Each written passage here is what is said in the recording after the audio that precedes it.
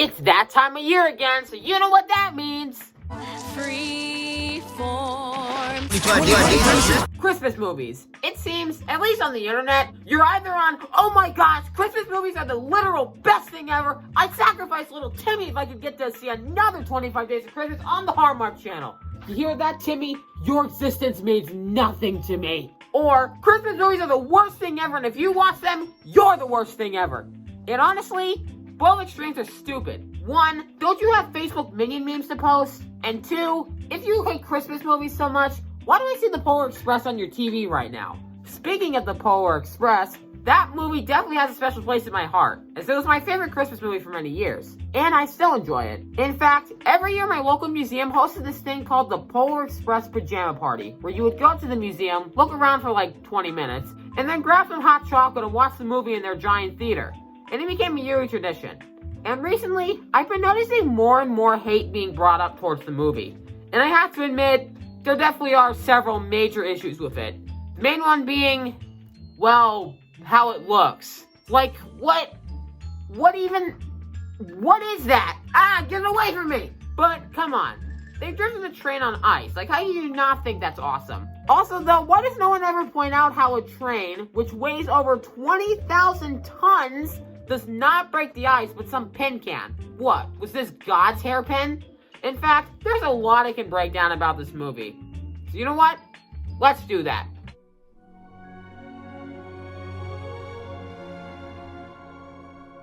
So, the movie starts with a shot of our main protagonist, who was never actually named in the movie. So let's just call him Brady, because I think that name totally suits him, and not just because I want to have a main protagonist have my name for once. Anyways, so the movie starts with Brady having doubts about Santa and stuff, and the parents upset that the kid is losing his belief in Santa.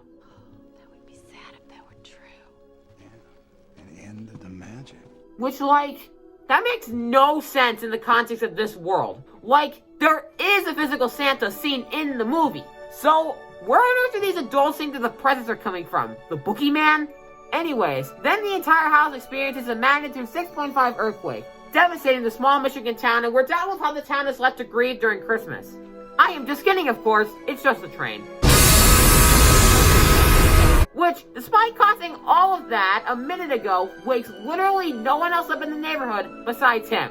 And then CGI Tom Hanks tells him about his lack of spirit in Santa or whatever, and then says, Sounds to me like this is your crucial year. If I were you, I would think about climbing on board.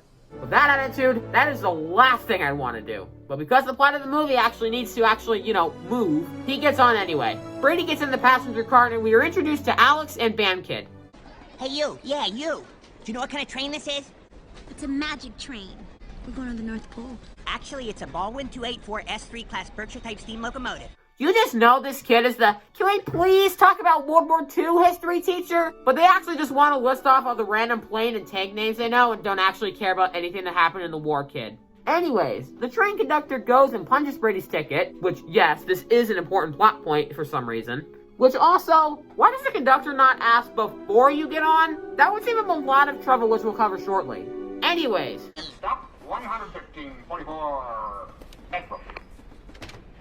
We're heading for the other side of the tracks. You know, when I was younger, I didn't realize that Band Kid was referring to the fact that Billy, yes, it is his name, he's like the only character who's actually named in the movie, that he's poor. I would always watch that when I was a kid like, silly Band Kid, they're not at the North Pole yet, the tracks still have a long way to go. Anyways, Billy decides not to come on the train at first and then changes his mind and tries to run on, causing Brady to pull the emergency brake.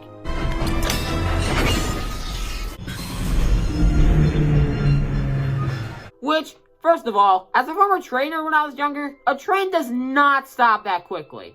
Even with the emergency brake, it still takes a train about a mile to come to a complete stop. I can't believe an animated kids movie will ignore that important detail. Anyways, the conductor comes in and yells at the kid. Who in the blazes applied that emergency brake? He did! Snitch. You.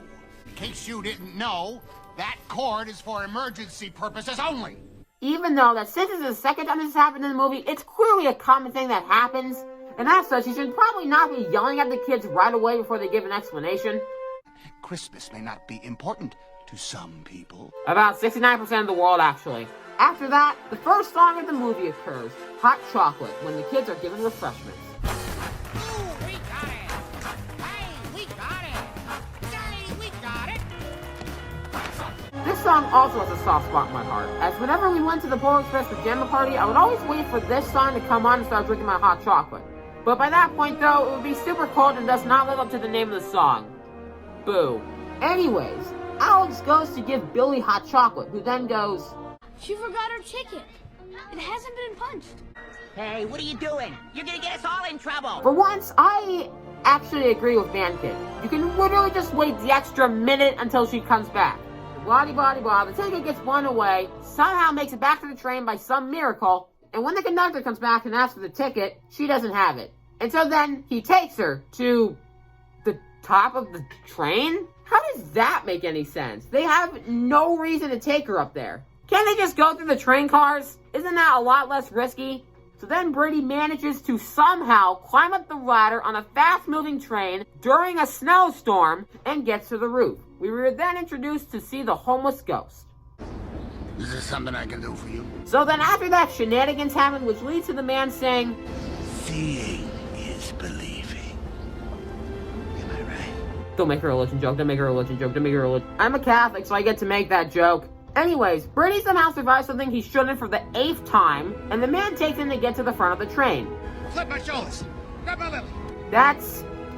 I think there couldn't have been a worse way you could have phrased that sentence.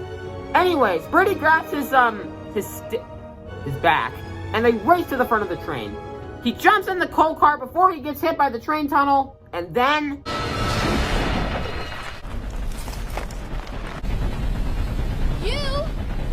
You're driving a train? Yes, they made the 9-year-old drive the train, because I'm sure that's definitely not violating any railroad safety laws. Anyway, I've been saying anyways way too much. Continuing forward, the driver of the train then noticed a light in the distance and commanded the train to be stopped. An argument occurs between Brady and Alex before Brady pulls the lever stopping the train, again breaking the laws of how a train works.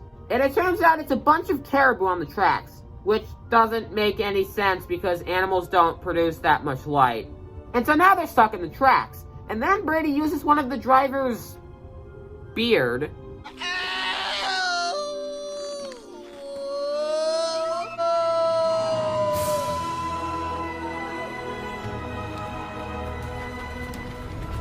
and they go forward.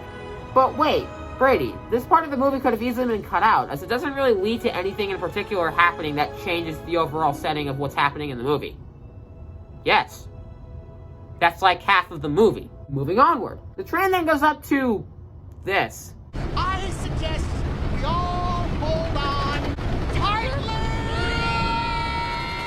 Congratulations, Railroad Company. All the kids are now dead due to whiplash, and you have a lawsuit on your hands. Seriously, did Six Flags build this? Then the engineer accidentally eats and swallows the beef while this is happening, without choking, and then...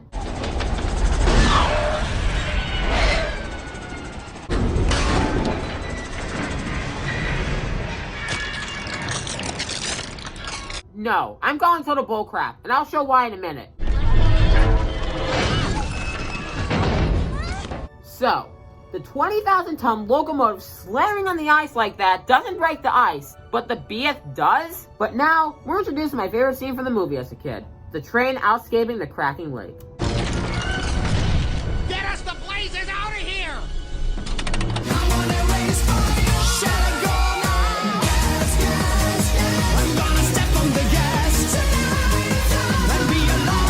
Oh yeah, and then Alice's ticket shows up in the middle of it. Remember that part of the plot? I don't. Also, one thing. It's good that they got out in time and all, but how exactly are they supposed to get back to Michigan with the rails flooded? After that, we're then given a scene about abandoned toys that has nothing to do with the rest of the movie. Shocker, I know. And we're then given the most heartwarming song in the movie. But I don't think I can really play it for copyright reasons. So, oh look, they're singing royalty-free song 18.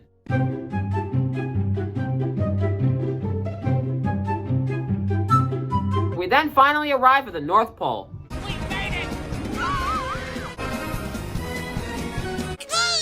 Your fault. And now they can meet Santa or whatever and wrap up the psych you thought.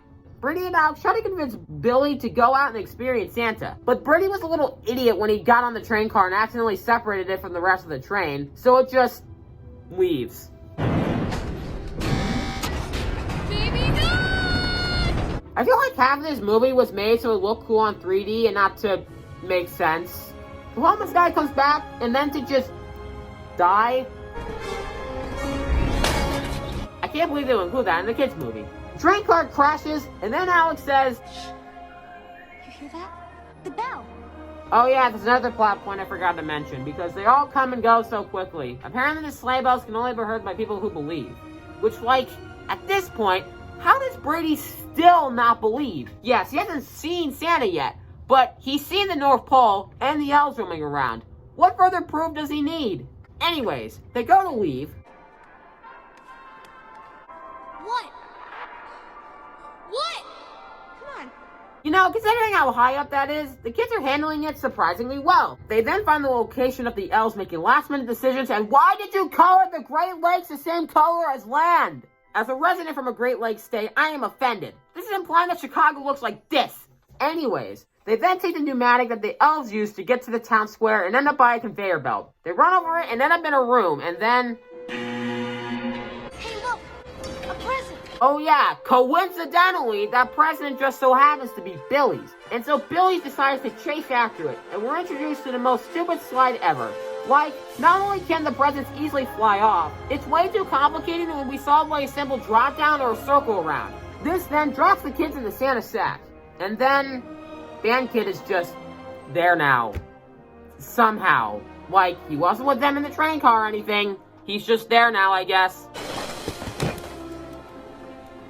You! What are you doing here? I needed a quiet place to go look at r/Big Chungus. This is getting really long, so I should probably speed this up, huh? Okay, so they take the sleigh, some bullcrap happens, and the kids at the back of the square. And Billy doesn't want to give this present up. It's in good hands. Trust me. Don't trust him, it's a trap, just listen to his voice, don't trust him, oh, he did it anyway.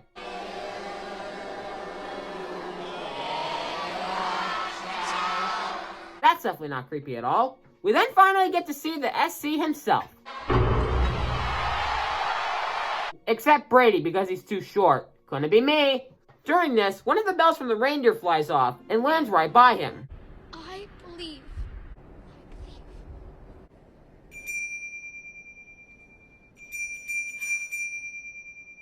Took him long enough? Jeez. Santa then gives a speech to all the kids and picks Brady to become the first gift of Christmas. And gets to go on Santa's sleigh, where he picks to keep the bell. SMH, of all things, you picked the bell? Bro, the PS5 is selling out mad fast. Should've capped it. He then ruins it by the bell dropping on the sleigh. The Polar Express leaves, goes back to Michigan, even with the tracks flooded somehow. And Brady is dropped back off at his house. Watch your step, please. One thing about trains. It doesn't matter where they're going. What matters is deciding to get on. Unless, of course, it's this train. He wakes at the next day, where he finds the last gift turns out to be the bell that he dropped. And the movie then ends with the best song, Believe. Even though it's the end credits song. That's not a coincidence, I swear. Brady, this is your favorite Christmas movie, right? Why did you just spend the last 10 minutes complaining about it? I wasn't trying to say the movie's bad. I'm basically giving an example of how a movie you thought was super good and flawless when you were younger, as you grow up, you see the flaws in it. There are plenty of things to like about it, for sure. I basically use it as an example of, yeah, this movie's flawed, but I still enjoy it. So yeah, have a Merry Christmas, everyone.